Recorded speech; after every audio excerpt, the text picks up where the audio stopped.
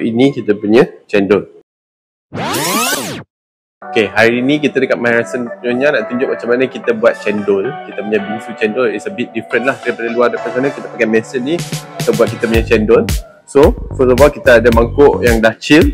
Okay, kita letak dekat sini and kita start to shave the ice lah. Okay, so kita tunggu sampai mangkuk kita penuh. Kita gunakan santan, okay, yang kita dah buat sendiri.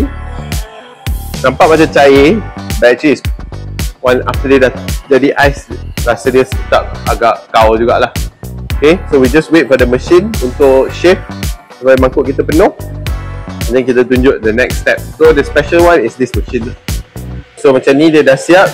Kita just berhentikan the machine. Dan kita masukkan kita punya cendol.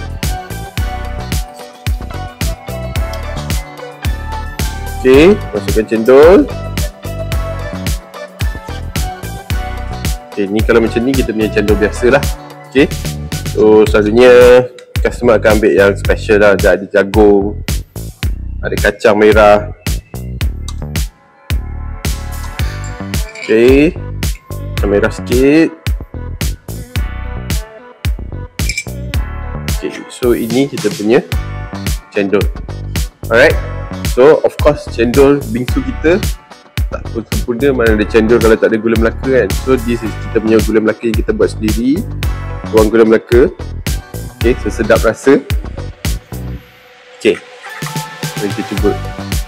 Okay, so beza cendol bingsu ni dengan cendol biasa is dia punya ais dia lembut lah. Kita boleh tengok dekat sini ais dia halus je, tak macam cendol yang biasa.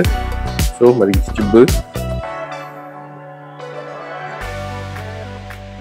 Okay, so ada manis, ada lemak, yang paling penting rasa dia smooth je sebab ais dia halus.